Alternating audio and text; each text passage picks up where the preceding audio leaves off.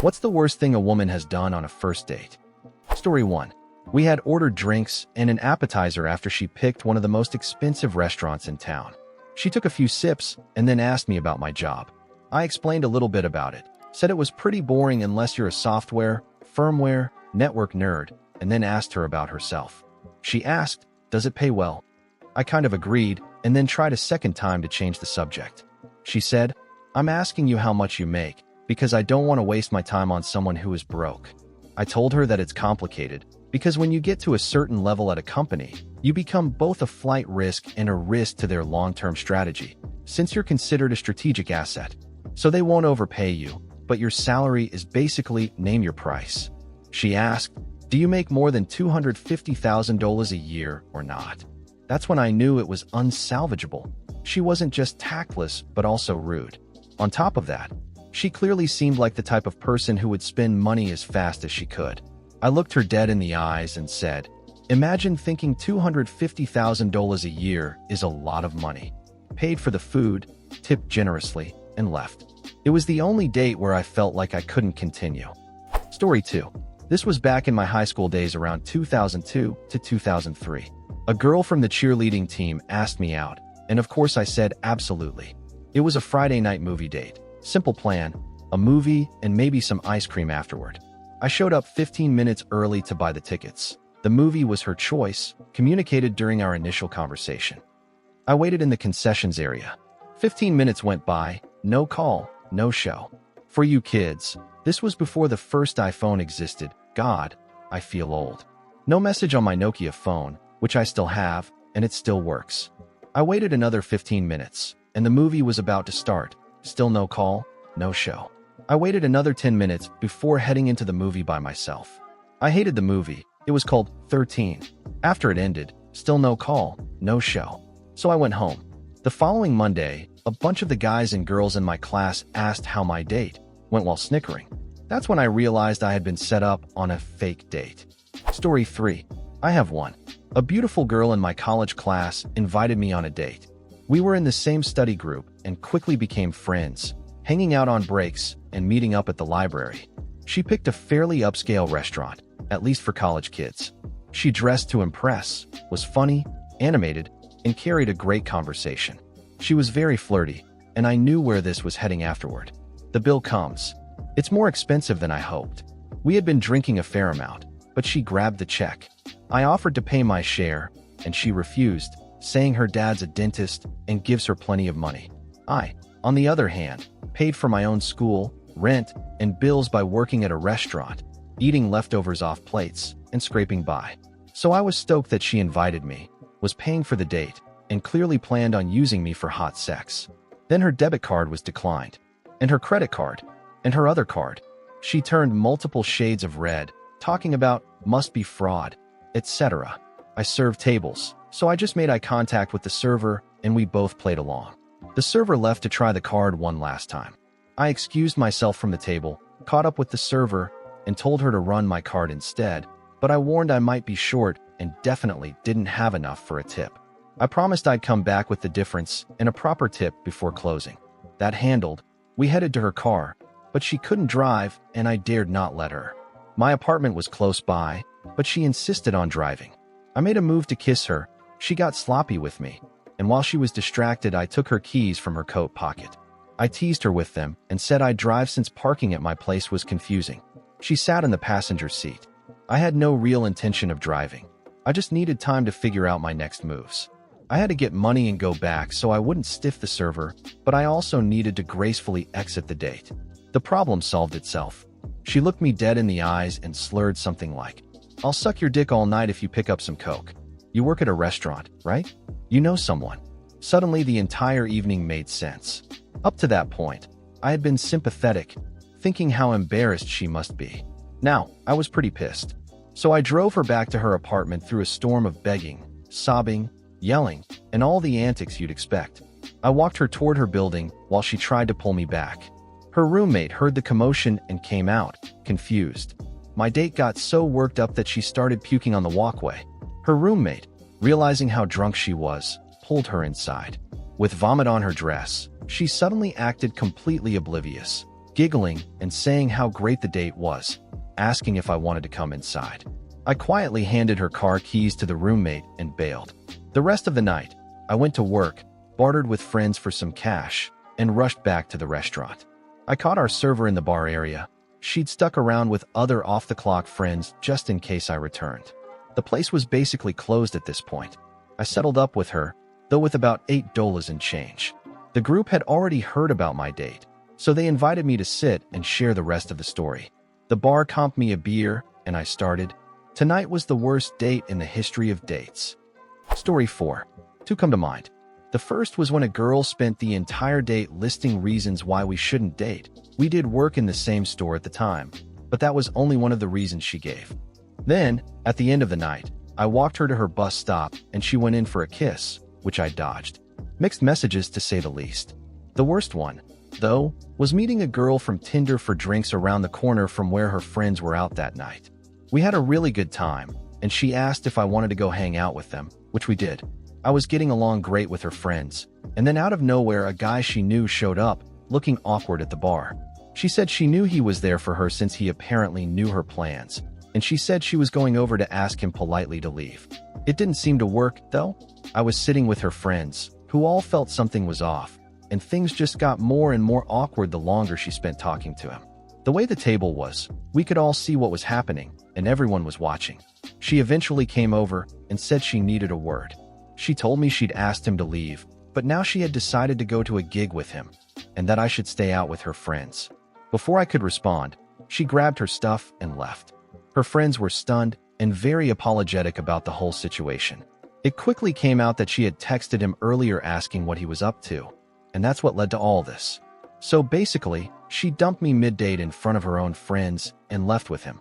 I left shortly after, though her friends were very sweet about it. About 2 hours later, I got a flood of missed calls, texts, and voicemails from her, crying and apologizing for the small matter of ditching me mid-date for someone else in front of everyone. She wanted to know if I was still in town and if I'd come see her. Eventually, I called her back just to stop the spamming. She tried to make some weak excuses and said several of her friends had chewed her out. I told her two things. One, she was only calling me because she knew she'd made a terrible decision, and two, I was no one's second choice. Then I hung up. She tried for a few years after that to get back in touch or find me on nights out. Needless to say, that was a massive bullet dodged, embarrassing in the moment, but a blessing long-term. Story 5. I was using Tinder, matched with this absolute bombshell of a girl, and things quickly progressed to us meeting up. She wanted me to pick her up, which was fine, and said ahead of time that she just wanted to keep it chill, grab some fast food and chat. Sounded perfect to me. I got to her place, and the neighborhood was a little sketchy, but I didn't want to jump to conclusions. She came out, we drove, and started talking, mainly about what we were in the mood to eat. We struggled a bit with that since I was suggesting places that were farther from her area, but we eventually settled on this chicken place that makes amazing sandwiches. Things were going really well at this point, and in my head I was already thinking we'd definitely exchange numbers, probably go out again, maybe even hook up. When she suggested going to a remote spot to stargaze, it felt like a guarantee that this was the start of something. We drove out to this spot she mentioned, chatting the whole way. It was beautiful, one of those places with no electric lights around, so the night sky was completely clear. We stayed there about an hour, talking and holding hands, and then someone drove up. A couple of guys got out and started picking a fight. I tried to de-escalate and keep everyone calm, but it was clear they weren't interested in anything except causing trouble. One guy hung back while the other started throwing punches. I held my own until suddenly I got kicked in the balls, and it was the girl I'd been talking to all night who did it. As I buckled over, the guy I was fighting really started landing hits.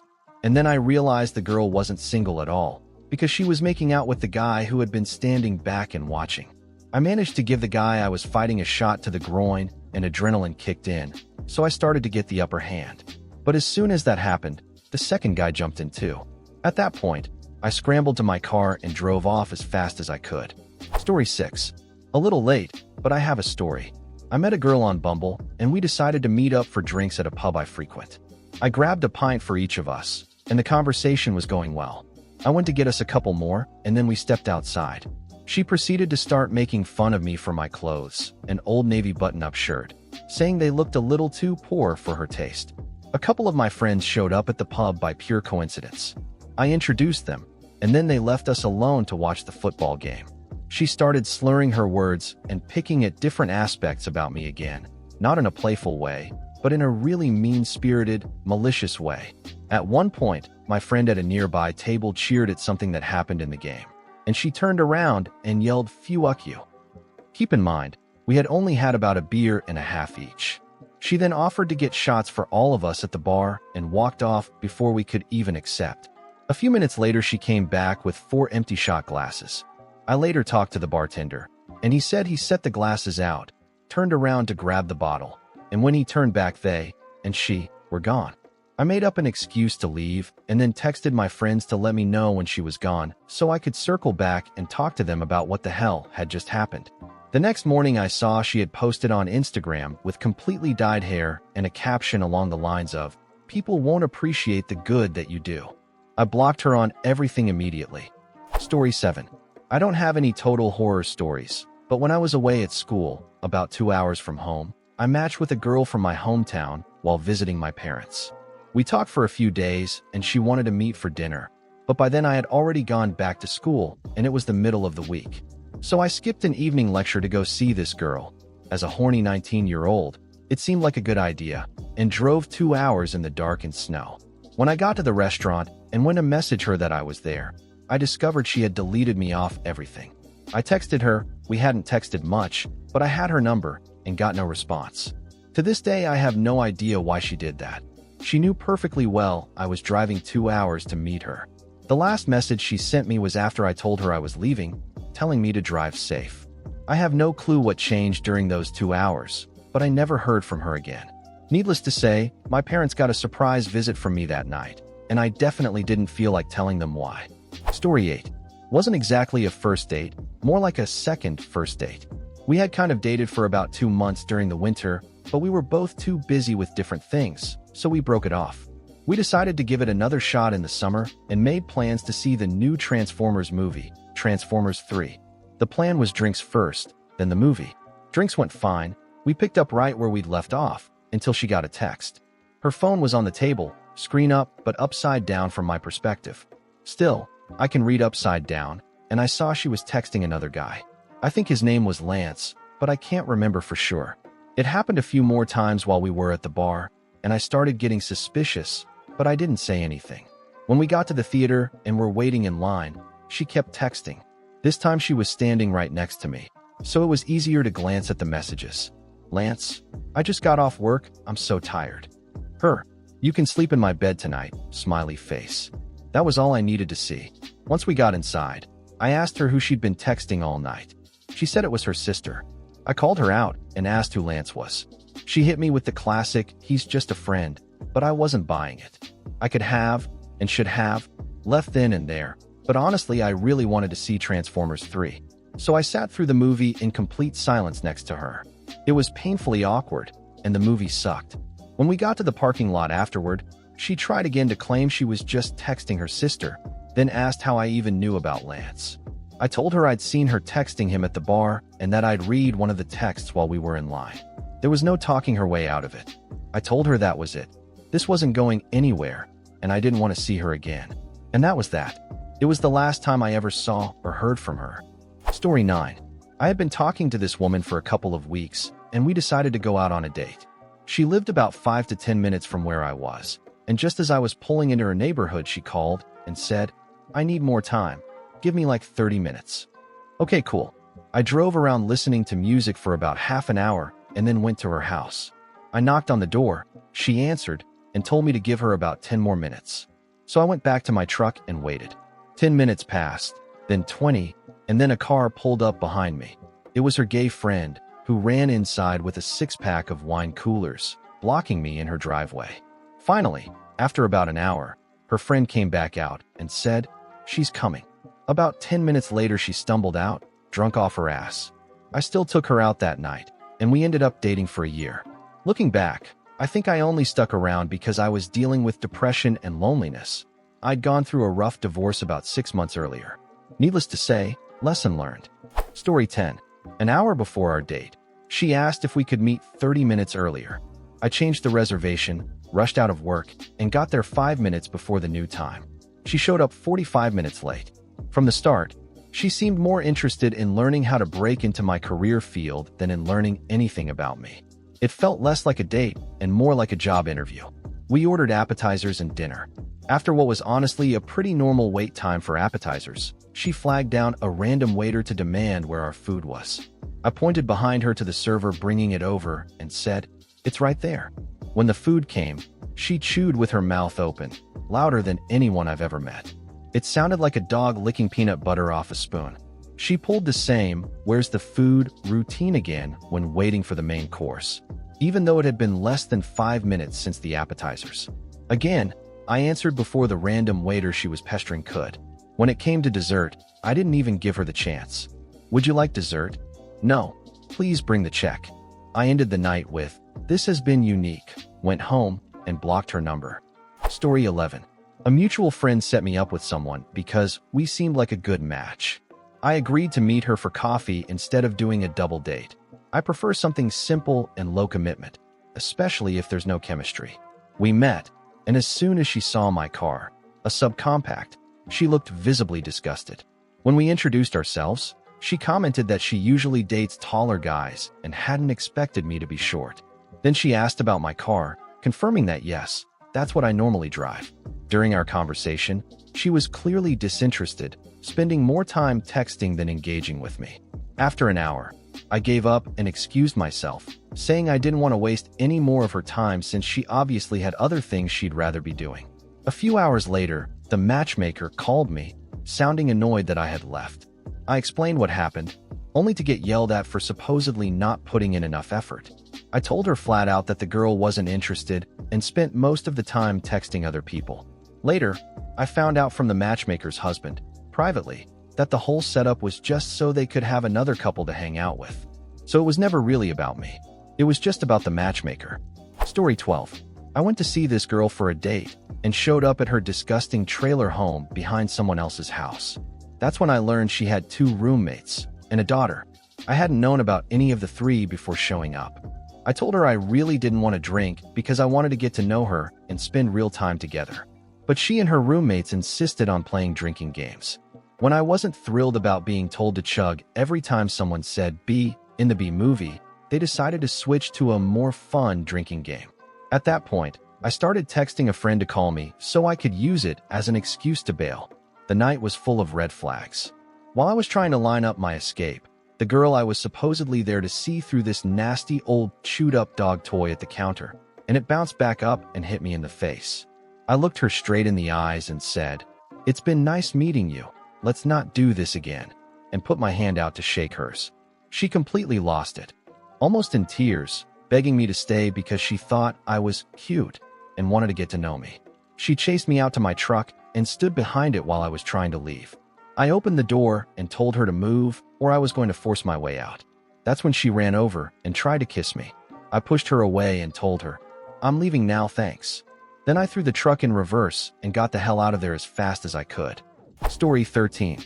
I want to preface this by saying it's more of a worst ick situation than anything. This was a first date with a woman during the pandemic. In my country, nothing was open for typical first date activities. No restaurants, galleries, coffee shops, or movies.